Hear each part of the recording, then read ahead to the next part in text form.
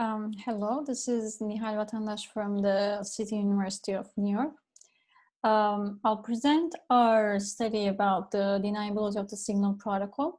This is a joint work with Rosario Gennaro, Bertrand Etherburn, and Hugo Crouchik. So in our paper, we discussed the difficulty in proving the deniability of a group of implicitly authenticated key exchange protocols. And here, in a limited time, I'll try to give a brief description of deniable communication and deniable key exchange. And then I'll go over our results about the deniability of 3DH and X3DH protocols. And X3DH is the underlying key exchange of the signal protocol. So I'll start with an informal definition of deniable communication. Let's say we have two parties, Alice and Bob, and each of them has a public key pair showing their identities. So a deniable communication protocol between Alice and Bob ensures that they can verify each other's identity, but none of them could prove this to a third party. For example, if Bob takes the protocol transcript to a judge as an evidence of communication, that will not convince the judge because any message Bob receives from Alice is non-transferable. So here we should also note that we have different types of deniability definitions based on the type of judge we have. And in case of offline deniability, Bob presents the evidence to judge after their conversation with Alice ends. And in the online deniability, we may have a judge which is present at the time of the session and colluding with Bob to find out if he's really talking with Alice.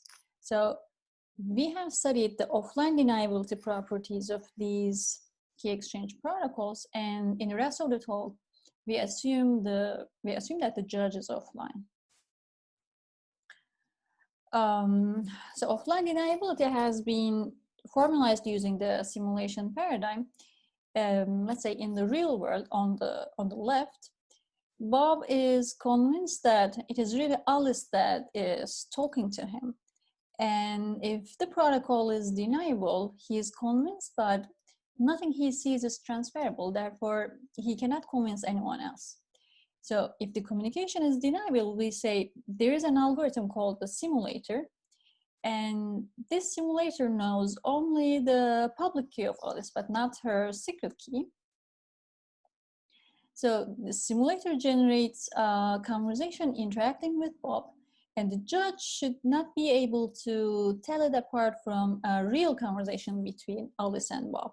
So if Bob takes the conversation with Alice to the judge say, maybe you created this evidence running the simulator, so this is not a proof that you spoke to Alice. So this definition of deniability, the existence of such a simulator looks quite similar to the zero knowledge proofs. And there is a paper that came out in 2003 which highlights the differences between deniability simulation and zero knowledge simulation. So in that paper, it tells that the simulation environment for the deniability has to be more restrictive compared to the zero knowledge because we expect the deniability simulation to happen in the real world. For example, the simulator is not allowed to rewind the adversary's algorithm in the real world, or any common parameters must be passed to the simulator as an input. For example, simulator cannot choose the CRS value or cannot choose a random oracle, can't program a random oracle anymore. So that means in case of deniability, we lose some of the basic simulation tools, and so unsurprisingly, this would lead us to make some strong assumptions to complete the deniability simulations. And so let's see what we need to prove to show that communication session is deniable. So in a typical scenario, we have two parties, Alice and Bob, and they know each other by their public keys, and they don't share any secret key. So usually a communication session goes as follows. There is a first stage where they use public key cryptography to establish an authenticated shared key. And at the end of this first stage, both parties know this secret value K, and after that, they can protect their communication using this shared key K. So we know that this second part is already deniable because both parties know K, and whatever used for authenticating the messages could have been computed by other party too. But in order to say that the second part is deniable, we need to make sure that both parties know the key K. So otherwise, it might be possible to break the deniability, and we will actually see an example of this in the following slide. And so in short, if we show that in such a communication session, if we show that the key exchange in the first part is deniable, so this will be sufficient to prove the deniability of the whole session. And this is the definition for deniable key exchange. So here, Bob is the malicious party. So we assume that Bob may deviate from the protocol just to incriminate Alice. And so we say that this key exchange protocol is deniable for Alice. We can make the same definition for Bob. And this is deniable for Alice if there exists a simulator which doesn't know Alice's secret key, but just given her public key. This simulator is able to generate a conversation interacting with Bob, and the simulation has to be a real-life simulation. The simulator must create a transcript and a session key, which are indistinguishable from a real transcript and the real session key of a key exchange protocol between Alice and Bob. So we should especially note that here it is not enough to simulate only the transcript, because in order to claim that what comes after the key exchange is also deniable, we need to make sure that both of the parties end up with a session key K. So I'll continue with the 3DH protocol. So new messaging protocols run a key exchange protocol called triple Diffie-Hellman 3DH. And Signal protocol uses an asynchronous version of 3DH, which is called X3DH. So there are studies analyzing Signal's security, and there's also a work showing that Signal is not online deniable. But although Signal is commonly assumed to be offline deniable, there hasn't been any formal proof about it so far. So I'll talk about the offline deniability of 3DH in the rest of the presentation. And here is a description of the 3DH protocol. So in 3DH, the public keys of Alice and Bob are Diffie-Hellman values. So the public key of Alice is A, which is G to the little a, and little a is her secret key. And same thing for the Bob. So Alice chooses a random X from the group ZQ and computes G to the X and sends it to Bob. And Bob sends G to the Y to Alice. These X and Y are called ephemeral keys. And the A and B are called the long-term keys. And the session key is a hash of three different Diffie-Hellman operation, as these arrows show. So it is the key is the hash of G to the AY, G to the XY, and G to the BX. And the users authenticate each other. For example, Alice knows that she's talking to Bob because the only other person that can compute these three Diffie-Hellman values is Bob. And So here we can see that so this the 3DH is an implicitly authenticated protocol, meaning that the long-term secret keys of parties are not involved in round messages. So here the transcript of this protocol is capital X and Y, and so it is easy to simulate the transcript in such a protocol because the transcript is just involves two random and independent values. So since the transcript is deniable and transcript doesn't involve anything like a signature or a function of the long-term keys, people may think that, the protocol looks deniable. However, the definition of deniable key exchange requires the simulation of the session key too. So how can we simulate the session key? First thing, we may check if the DDH or the random oracle help us to simulate the session key. But before coming to that point, I want to show an example. So consider this example. This is not exactly 3DH protocol because we remove the hash in the key computation. So we will actually show that if we remove the hash in the key, we can find a group setting which makes the deniability simulation impossible. So assume that we are in a group where CDH is hard and DDH is easy. So Bob can choose, as an adversary, Bob can choose his ephemeral key, capital Y, in a way that he probably doesn't know little y, discrete log.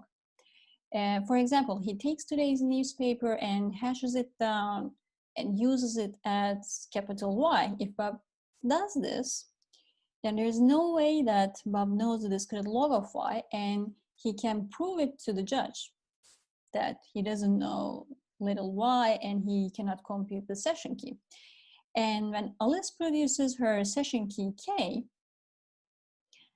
Bob can prove to the judge that this value K could have been computed only by Alice. So since we assume that DDH is easy, the judge can recognize that the key is correct. So using this strategy, Bob can incriminate Alice in this way. And so this scenario, the above attack scenario, doesn't apply to triple Diffie-Hellman because first of all, we have the hash in the key computation, and also in the underlying group of triple Diffie-Hellman, the DDH is assumed to be hard.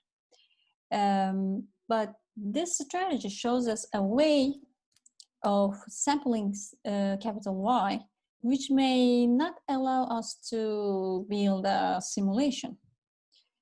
So consider this triple Diffie-Hellman again and try to simulate the session key here. So the simulator for Alice knows capital A and little x, and it receives capital Y from Bob.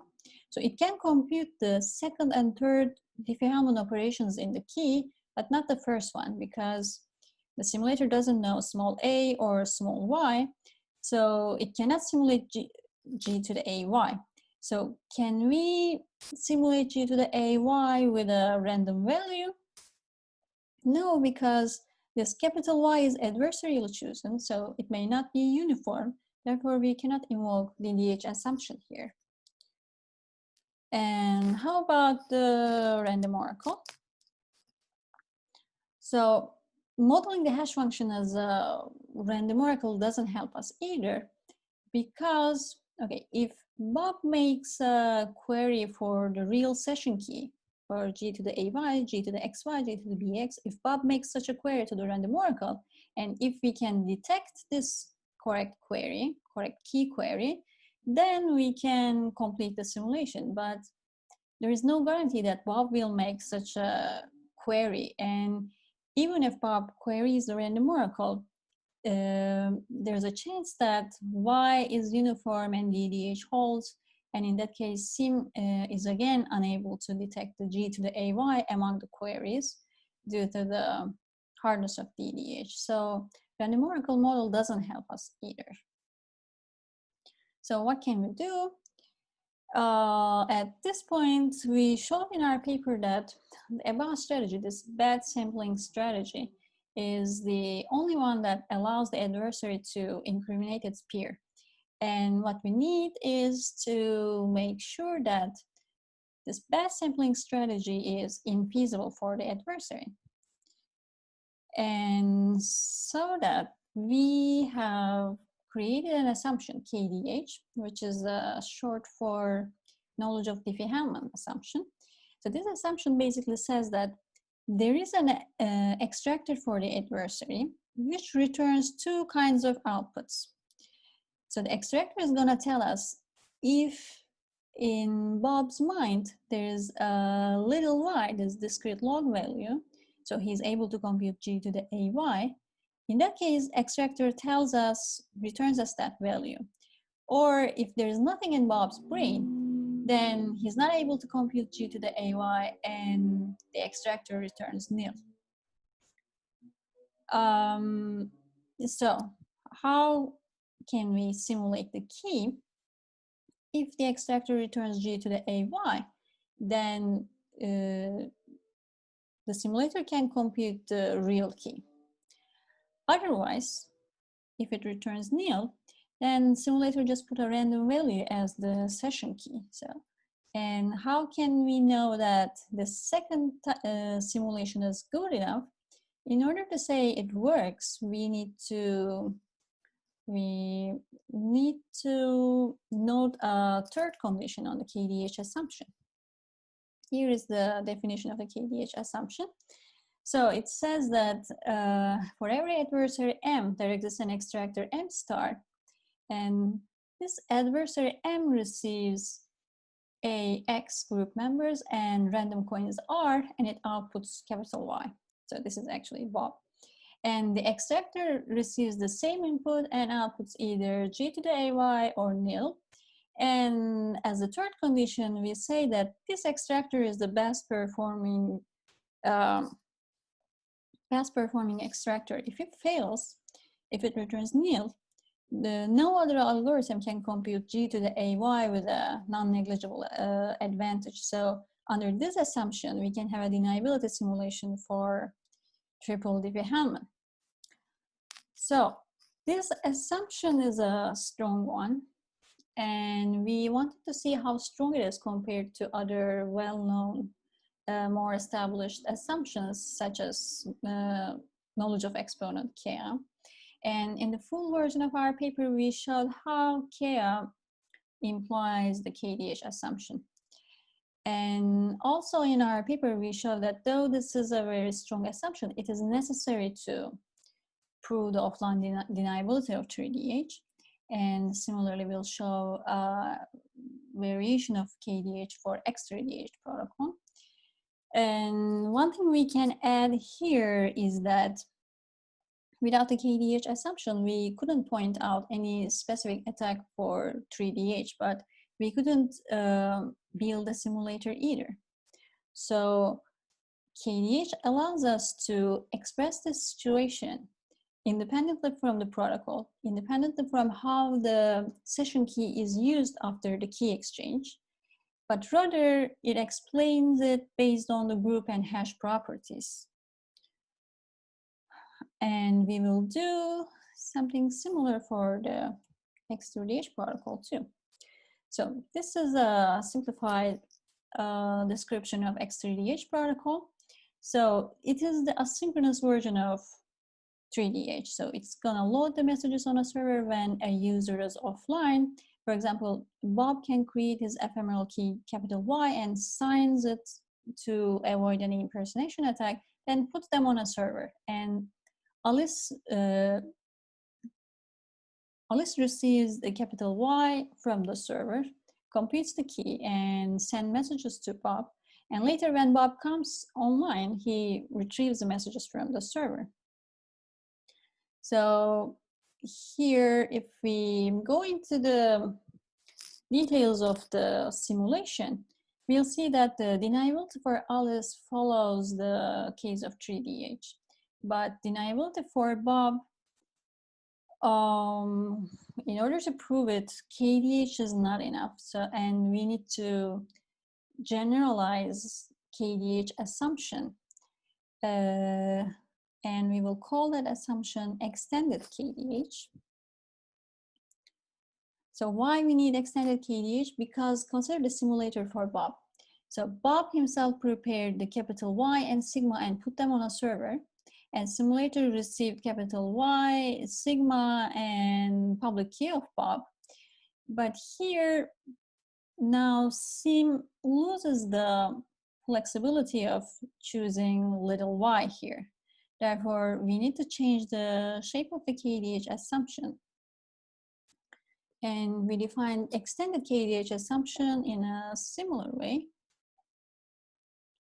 So again, we will say for every adversary M, there is an extractor M star. This time the adversary M just receives R, some random coins as input, and outputs capital Y. And extractor M star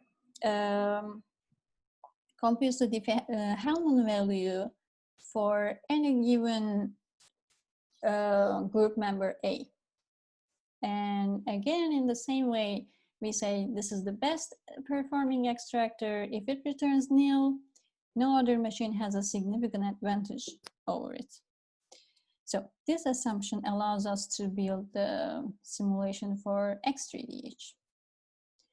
And as a summary, I can say that we showed that signal is deniable under this EKDH assumption, and we believe that this assumption holds over the underlying group of signal.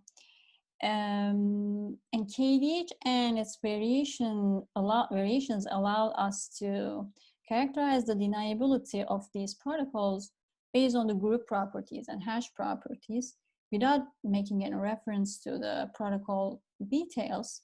And variations of the KDH assumptions also useful to analyze offline deniability properties of other key exchange protocols. And this is the end of the presentation, and thank you for listening.